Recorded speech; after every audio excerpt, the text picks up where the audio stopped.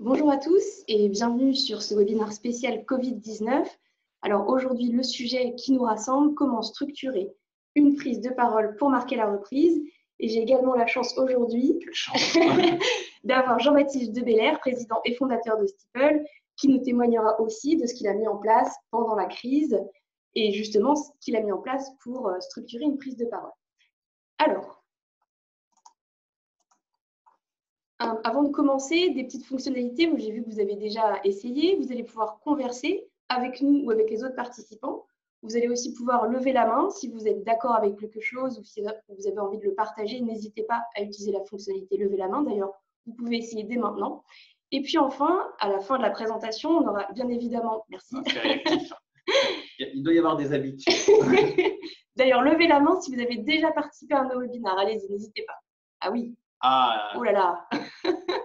Des fidèles. Des fidèles. Ça grimpe, ça grimpe. Évidemment, une session de questions-réponses à la fin. N'hésitez surtout pas dès maintenant à commencer à les poser dans l'onglet questions-réponses. Et les slides seront envoyés à la fin du webinaire, ça, comme vous avez cette habitude. Qui sommes-nous? On va déjà peut-être se présenter un peu plus dans les règles. Donc, je m'appelle Charlotte Fourchon-Boutilly. Je suis experte communication interne chez Steeple. Donc, j'accompagne nos clients dans la mise en place de l'outil, dans leur stratégie de communication au jour le jour. Voilà, Jean-Baptiste. Moi, tout simplement, Jean-Baptiste de Belair, président fondateur de Steeple. Et puis, je vous donnerai, comme tu l'as dit, ma vision un petit peu sur la prise de parole que j'ai eu l'occasion de faire hier. Alors, comment ça va se dérouler? Jean-Baptiste va nous partager pendant une introduction sa vision un petit peu de la situation autour de la reprise en tant que communicant. Puis, je reprendrai la parole pour vous expliquer pourquoi prendre justement la parole lors de cette reprise et vous donner les clés auprès de votre direction, peut-être si vous avez besoin encore de les convaincre. Et puis, on rentrera dans des détails très opérationnels, très pratiques, c'est-à-dire qui, quand, comment, quoi, enfin, tous les secrets pour une prise de parole réussie. Et puis, Jean-Baptiste prendra la parole pour nous expliquer vraiment dans les détails et nous partager un petit peu ce qu'il a fait pendant du concret. Bon, exactement. Sans transition, Jean-Baptiste, je te laisse la parole pour cette introduction. Merci Charlotte. Donc, pour introduire, j'ai envie de dire, quelle période. C'était rythmé. Si on était dans un avion, on aurait eu le signal turbulence. Et là, on sent que les turbulences ont réduit, mais on voit toujours le signe « attachez vos ceintures » qui reste allumé. J'arrête là la métaphore et on comprend qu'effectivement, on souffle un petit peu plus et que ce webinaire est l'occasion de prendre un petit peu de recul pour préparer la suite. Si on regarde un petit peu en arrière, on se rend compte de quoi? Que cette crise qui était d'abord sanitaire et qui va devenir peut-être économique, sûrement même, c'est un petit peu aussi la revanche de la communication interne. C'est vrai que nous, ça fait 5 ans qu'on accompagne plus de 350 entreprises dans l'amélioration de leur communication interne. Et on sent qu'aujourd'hui, il n'y a plus besoin de dire pourquoi il faut améliorer sa communication interne. C'est vraiment un outil, la communication interne, qui est passé presque d'accessoire à essentiel. La communication interne a vraiment redoré son blason, si je puis dire, mais il y a eu un autre rôle qui a été vraiment porté au nu pendant cette période. C'est le rôle que j'ai appelé du leader communicant.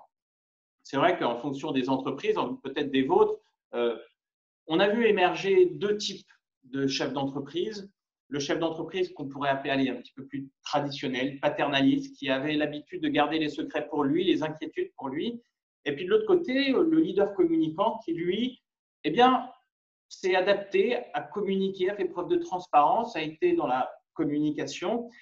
Et donc, on est sorti un petit peu grandi. Et je pense que cette crise marque une forme de basculement entre, d'un côté, les entreprises de l'ancienne génération, très secret, avec beaucoup de brouillard, et de ces nouvelles entreprises avec beaucoup plus de communication et de transparence. Ce que je veux souligner, c'est que peut-être vous nous regardez en disant « Oh là là, mais nous, c'est vrai qu'on n'a pas toujours tout bien fait, c'est jamais trop tard. » C'est jamais trop tard, mais il faut le faire maintenant. Et d'ailleurs, le fait que vous soyez à ce webinaire est plutôt bon signe, mais il faut le faire maintenant parce qu'il faut comprendre l'importance de la période. On a dans les entreprises des nouvelles générations, alors on s'appelle X, Y, Z, on ne sait plus trop, mais ces nouvelles générations, elles ont besoin d'avoir du sens, elles ont besoin de comprendre pourquoi, quand on arrive dans une entreprise, pourquoi cette aventure collective, où on va, quelle mission. Et cette crise a été un moment clé pour répondre à ce pourquoi des nouvelles générations. Et si vous n'arrivez pas à répondre justement en communiquant en interne, en fédérant les équipes, eh ben, il est presque sûr que dans les semaines, dans les mois, dans les années à venir, eh bien, vous allez perdre l'adhésion des collaborateurs.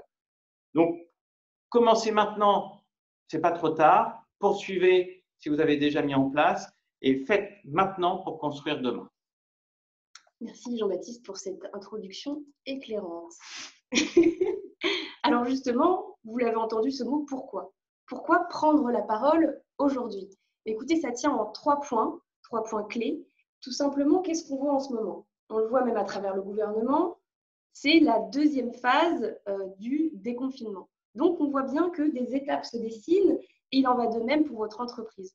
Et ça va être important même pour vos collaborateurs de comprendre que vous avez justement ce quadrillage, que vous tenez la route, que vous avez ce cap et vous savez où vous voulez mener l'entreprise. Donc, marquer la fin d'une phase et le début d'une autre est une raison suffisante pour prendre la parole.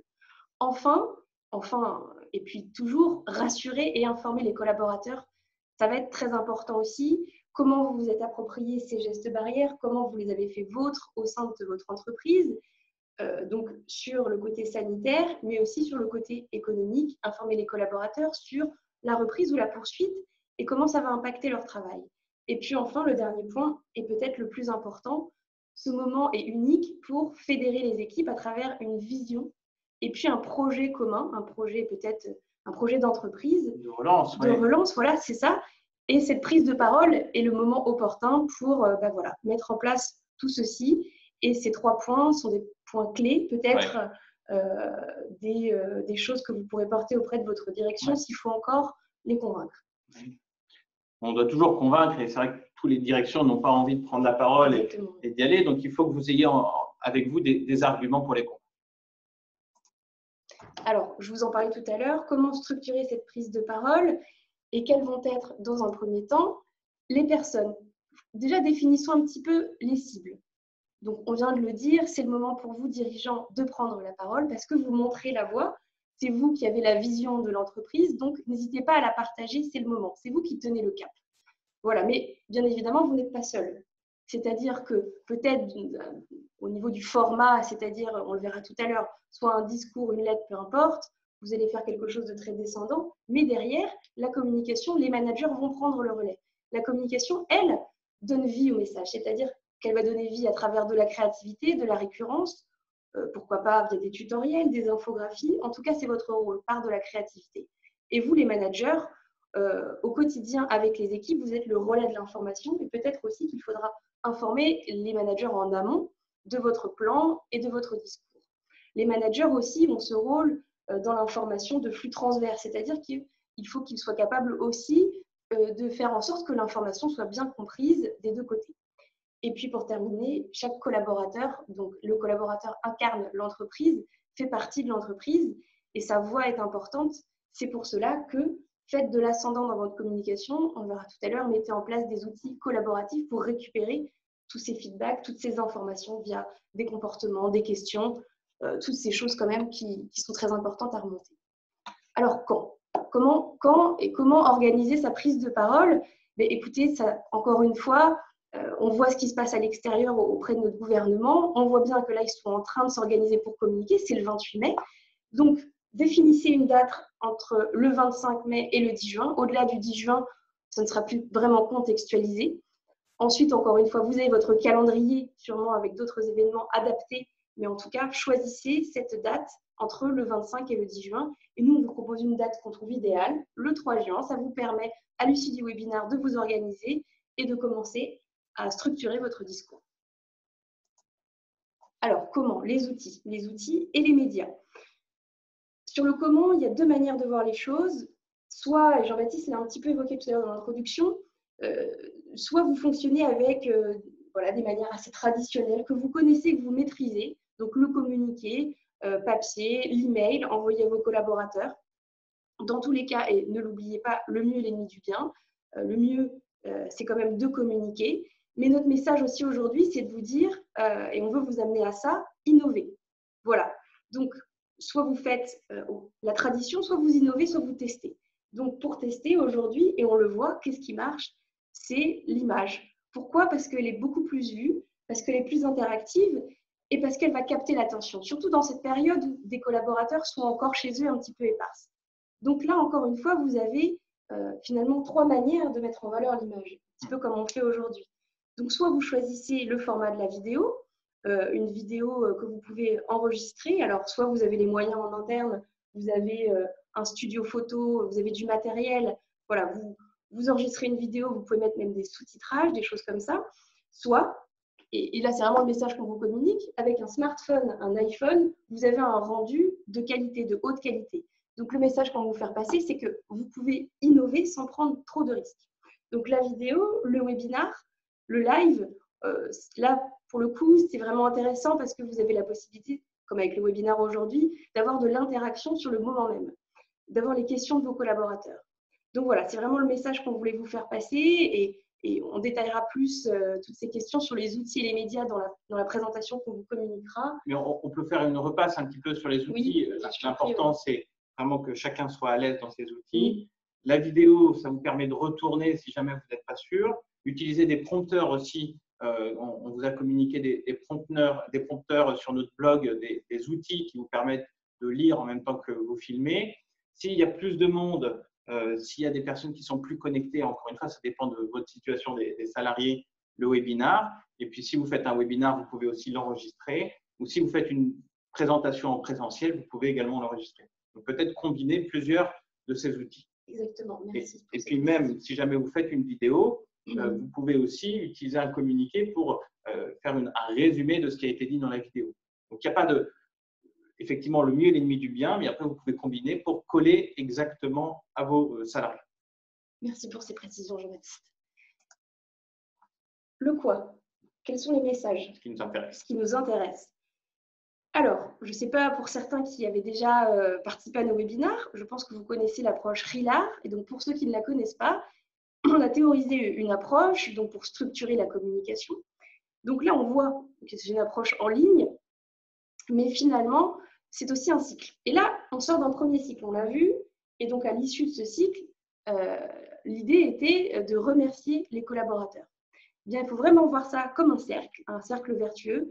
Et donc, là, c'est ce que vous allez vraiment mettre en place, c'est-à-dire que dans un premier temps, au sein de ce discours-là que vous allez bientôt préparer, vous allez, petit 1, remercier vos collaborateurs, puis les rassurer et les informer.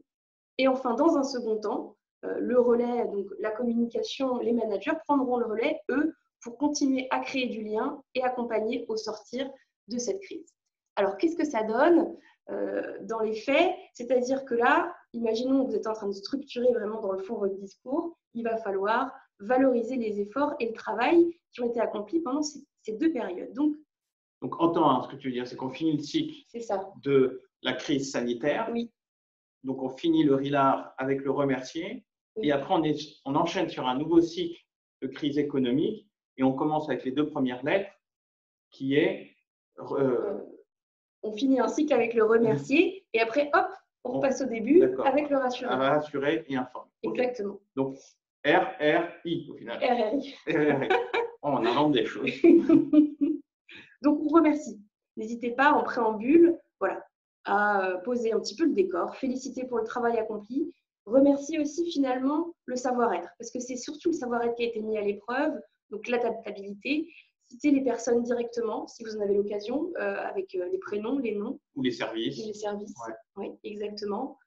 Enfin, ce qu'on peut mettre en avant, c'est les collaborateurs qui sont sortis de leur zone de confort, qui ont montré un petit peu aussi qui ils étaient et qui faisaient corps avec l'entreprise et que finalement, la solidarité, des valeurs comme ça permettent aussi à l'entreprise de rester debout.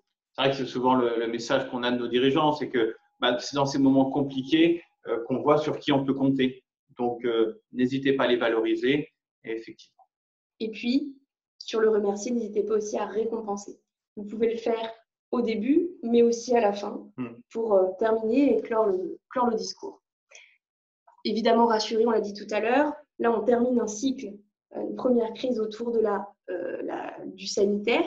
Sans forcément l'oublier, il va aussi falloir maintenant parler de la santé économique, parce que c'est l'actualité et c'est important. Ça va concerner tout le monde. Donc, aborder ce sujet, expliquer comment ça va prendre forme au sein de votre entreprise, ne laisser aucun sujet de côté, donner les grandes lignes. La communication, la QSE, les différents services, les managers prendront le relais pour aller plus en détail dans l'explication. Et le mot d'ordre ici, encore une fois, c'est soyez transparent. Rien ne sert de cacher des informations. C'est vraiment le moment d'être totalement en ligne avec. Donc, on rassure sur tout ce qui est sanitaire en disant qu'on a mis en place les normes dans l'entreprise. Exactement. Et on rassure également sur la santé économique et l'emploi des salariés, puisque ce qu'on va se rendre compte, je pense, c'est que très vite, les collaborateurs vont avoir de moins en moins peur pour leur santé et de plus en plus peur pour leur emploi. Donc, apaiser tout ça. Exactement. Et puis informer, voilà, c'est ce que vient de dire Jean-Baptiste dans les détails, vous annoncez le plan de reprise, comment ça va se matérialiser, les différents états économiques du secteur, comment ça va impacter votre entreprise. Vous pouvez aussi faire une rétrospective. On le verra tout à l'heure, différentes manières de mettre en avant ce qui s'est passé dans l'entreprise. Et puis, encore une fois, vous réunissez les collaborateurs autour d'un projet, d'une vision. C'est le moment de partager encore une fois les grandes lignes. Jean-Baptiste, je sens que tu as plein de choses à nous dire, donc c'est parfait, on arrive au moment du témoignage. Mais juste avant le témoignage, oui. je voudrais dire qu'il faut aussi être innovant. C'est vrai qu'on voit beaucoup le parallèle entre la communication interne, la communication externe. On a souvent des moyens dans la communication externe et très peu dans la communication interne. Pourtant, on se rend compte à quel point c'est important. Et moi, je discutais avec quelqu'un qui me disait pourquoi pas faire une bande dessinée. Donc, ils ont recherché un graphiste qui va faire une bande dessinée de l'entreprise dans cette crise du Covid. Voilà, il y a des courts-métrages, des choses comme ça. Vraiment, on peut aujourd'hui, d'un point de vue communication interne, je ne vais pas dire se faire plaisir, mais faire porter des messages à travers de la créativité. Puis c'est peut-être un petit peu aussi l'objet de mon témoignage. Exactement. Donc, la forme. Donc le témoignage, effectivement, puisque tu me poses la question, Charlotte, c'est peut-être comment j'ai pris la parole hier matin auprès de mes collaborateurs. Donc, ce qu'il faut savoir, c'est que sur la forme, il y avait des collaborateurs qui étaient sur site, donc en présentiel. Il y en avait d'autres qui étaient en diffusé directement sur une visioconférence. Donc, ça permettait à ceux qui sont encore en télétravail, puisqu'on a encore des équipes, voilà, la moitié-moitié en télétravail, l'autre moitié qui est revenue. Et puis, ça a été enregistré aussi, puisqu'on a des équipes au Canada et puis d'autres qui ne pouvaient pas forcément être présentes. Donc, c'était enregistré et accessible en replay. Comment ça s'est passé? J'étais tout simplement en train de faire une présentation avec un support PowerPoint et ça m'a permis donc de délivrer le message aux personnes un peu plus présentes. C'est beaucoup plus facile quand il y a du public. Ça a duré 45 minutes et après, ça a laissé place un petit peu à des questions. Si on parle un petit peu plus du plan, parce qu'on rentre dans du concret, voilà mon plan.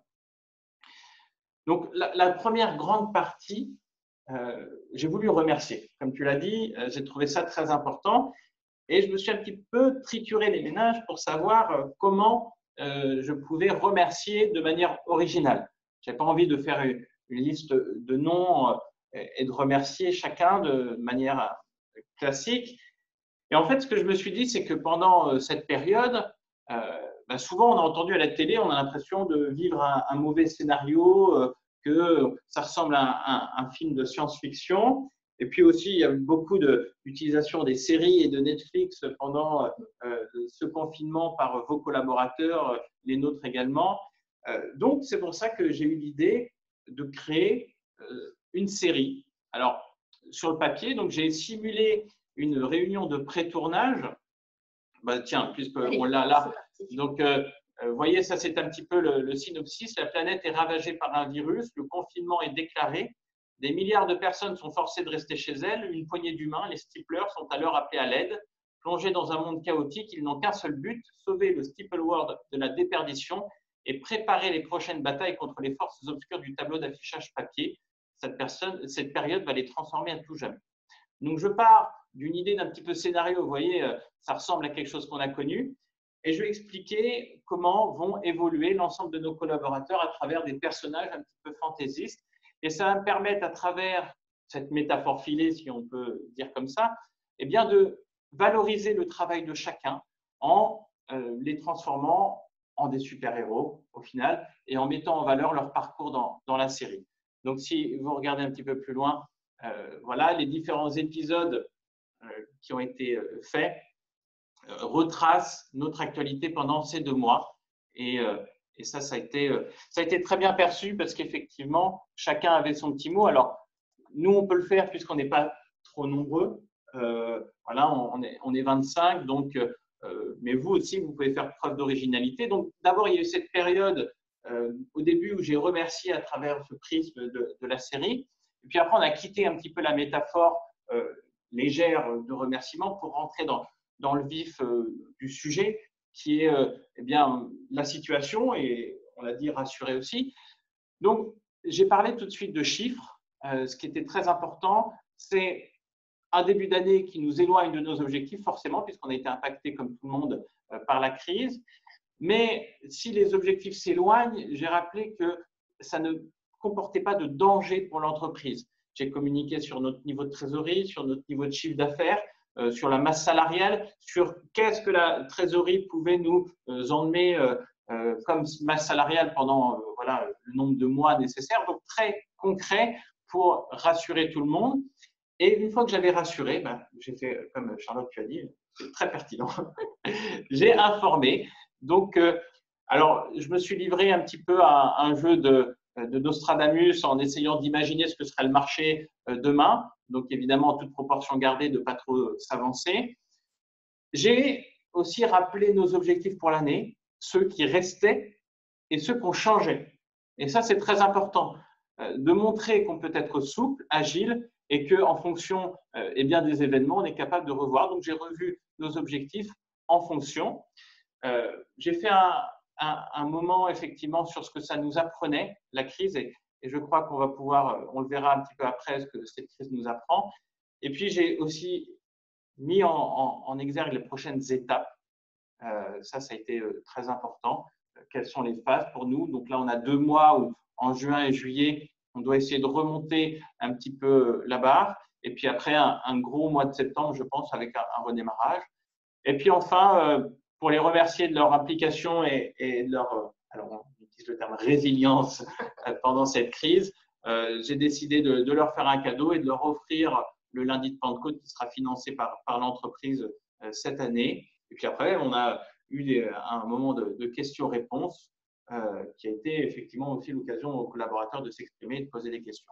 Donc, si on revient aussi, c'était intéressant de faire le bilan sur ce que cette crise nous apprend.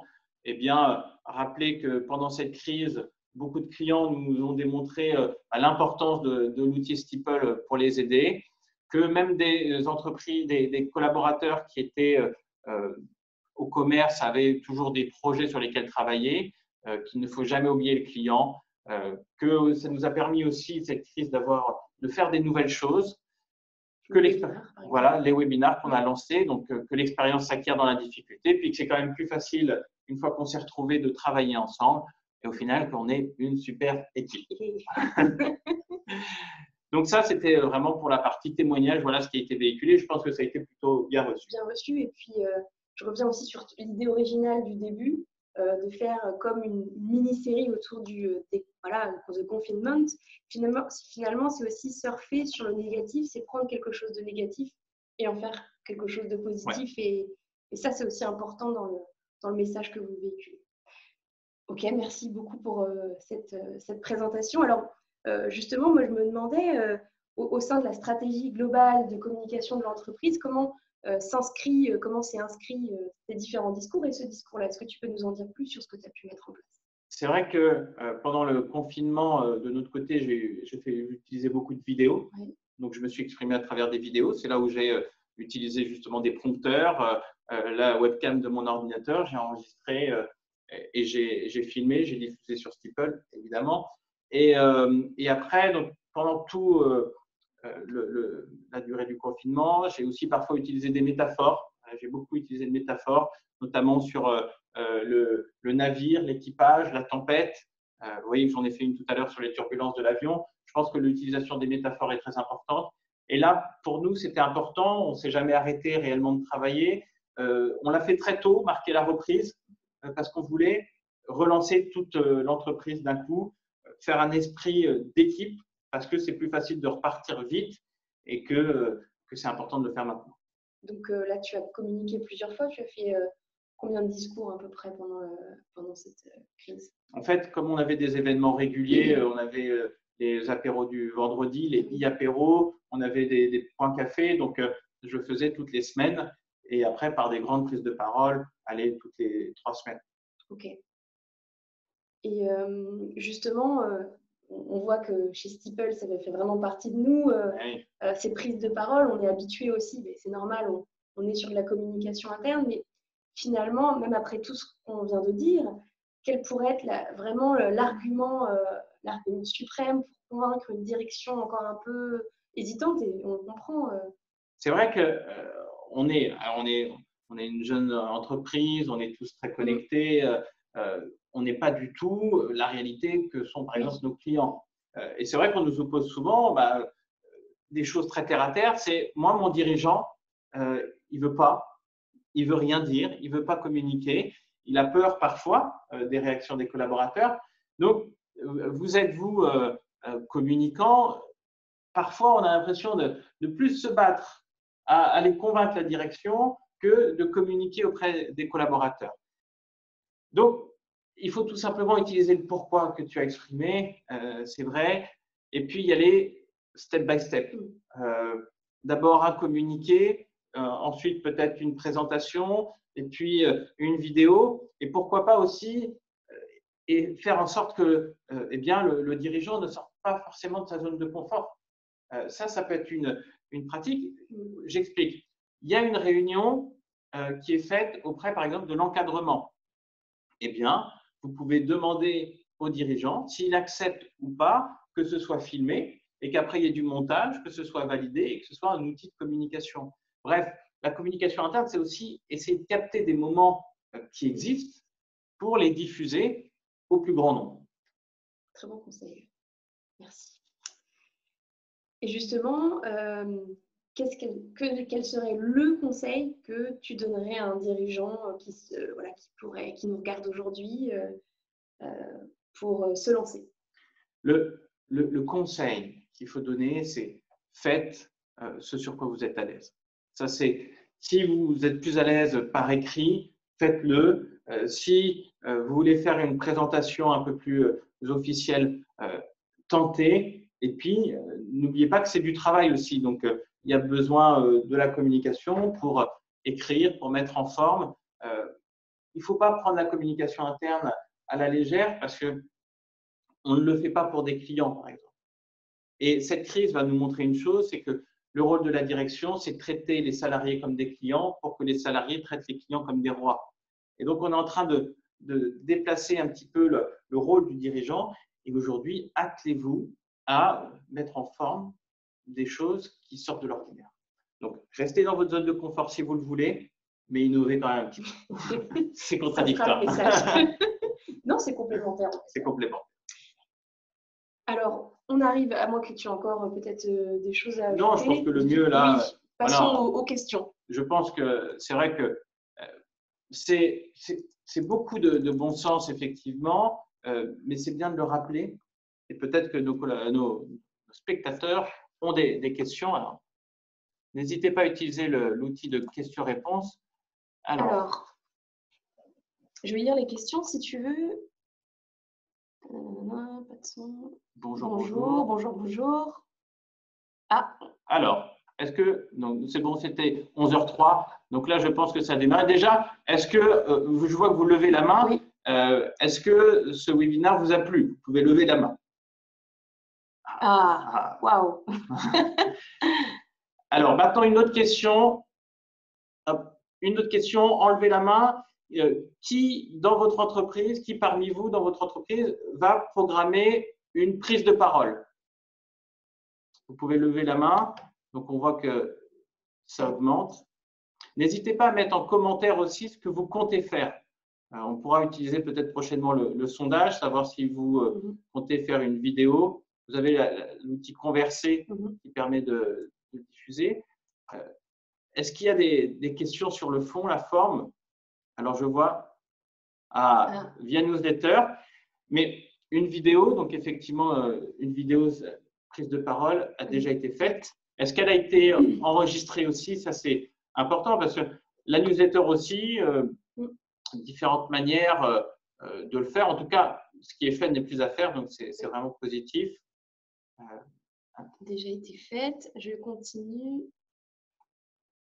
La prise de et enregistrée et postée sur Steeple. Bon, comme ça. Et donc, n'hésitez pas aussi à partager aux autres spectateurs si ça a été fait via de conf call, une réunion. Alors, est-ce qu'il y a eu, par exemple, si vous faites une réunion sous forme de conf call, pourquoi pas? C'est-à-dire de faire une publication en disant aujourd'hui, lors d'une conférence téléphonique, la direction a communiqué au manager l'ensemble des informations sur le déconfinement et la reprise. Voici un résumé de ce qui a été dit. Ça peut aussi montrer qu'il y a de la transparence et que si on n'est pas forcément, on n'est pas tous dans le comité de direction, dans le comité de pilotage, eh bien, de faire le résumé, des résumés ouverts et transparents, ça peut être aussi très bien. Nous avons fait une webconférence en direct, super. Ça, alors, n'hésitez pas à partager l'outil aussi, ce que vous avez utilisé. Nous, comme outil, ici, on utilise Zoom. Alors, Zoom, on a entendu plein de choses. Ils ont fait beaucoup d'avancées sur la sécurité. Via Teams, je vois. On utilise aussi Hangout, qui a beaucoup amélioré pendant le confinement son outil. On peut même enregistrer sur Hangout, qui est l'outil de Google. Sur Teams aussi, vous pouvez enregistrer. Nous utilisons Teams également. Donc, est-ce que ceux qui ont fait des vidéos l'ont fait avec un prompteur ou pas? Bon, après, ce qu'il faut savoir, c'est qu'on va vous envoyer le replay de la vidéo. Je crois qu'il y a d'autres questions qui sont faites. Alors, et puis, vous avez accès à un article. On a utilisé Life Size pour les réunions. Bon, écoutez, je pense que au niveau des questions, ça a été assez clair. Effectivement, c'est un sujet qui prête peut-être beaucoup moins à question qu'avant. Tentez vraiment, je pense que le message, c'est personne ne vous reprochera de tenter, on l'a souvent dit. Et hop, je vois qu'il y a d'autres questions qui arrivent. Avec ça, j'ai noté une phrase importante. Faites ce sur quoi vous êtes à l'aise. Je prends la parole pour passer les messages de l'entreprise à travers de l'humour. Qu'en pensez-vous? Mais c'est excellent parce que, évidemment, quand on est sur BFM ou au journal toute la journée, il n'y a pas tellement d'humour. Alors, tout l'intérêt est de trouver l'équilibre et ça rejoint un petit peu ma vision, je partage, c'est-à-dire on dédramatise grâce à l'humour et on rappelle quand même des choses essentielles qui est la sécurité. Donc, non, l'humour est top. Si vous êtes à l'aise avec l'humour, c'est super. Et puis, faites ce que vous êtes à laisser des messages à l'entreprise à travers. Oui, non, mais c'est très bien. Très bien. Charlotte, tu avais d'autres questions? Je vois qu'on arrive. Non. Mais écoutez, nous n'avons pas encore installé l'écran Steeple. Pourrions-nous l'utiliser pour des webconf team en direct? Alors, on reviendra, votre coach, Steeple reviendra vers vous avec la réponse pour les questions. Nous, c'est vrai que, par exemple, ce qu'on a fait vendredi dernier pour le e-apéro, c'est qu'on a branché une webcam sur l'écran. Et effectivement, on peut donc faire des webcams depuis l'écran, mais ce n'est pas quelque chose, une fonctionnalité. Quel prompteur utilisez-vous? Donc, on l'a mis sur nos… Ça s'appelle tout simplement Free Prompter. Donc là, hop, Prompter. Donc, c'est Free Prompter. C'est voilà. Vous tapez ça, vous le trouvez. Free Prompter. Et c'est quelque chose de très… Free Téléprompter. Très simple. Donc, vous tapez votre texte et après, ça défile comme un prompteur. Et puis, ce qui est trop bien, c'est que si vous avez votre webcam juste au-dessus, donc, il faut prendre un petit peu de recul pour éviter de voir les yeux qui font trop un balai, un va-et-vient. Donc, vous prenez un petit peu de recul. Vous allez voir, ça fait très pro. C'est beaucoup de sécurité aussi. Tout à l'heure, on parlait d'être à l'aise. C'est vrai qu'un dirigeant, il n'a peut-être pas forcément l'habitude, surtout quand on est devant une caméra, peut-être qu'on peut avoir un peu de trac. Quand on parle peut-être devant ses collaborateurs, ça peut être plus simple. Donc, le prompteur peut être une aide supplémentaire. Et un argument aussi pour… Si le président de la République utilise un prompteur, pourquoi pas votre dirigeant? C'est ça. C'était ça ton argument? C'est ça mon argument. Bon, écoutez, je vois Marine qui nous dit merci. C'est nous qui vous remercions. Oui. Donc, on reviendra vers vous avec de nouveaux webinaires et de nouveaux ateliers. On va essayer d'être beaucoup plus précis maintenant dans les thématiques et de vous accompagner encore plus. Exactement. Merci à tous. On vous souhaite une bonne journée. Merci Charlotte. Bonne journée à tous. Allez, au revoir.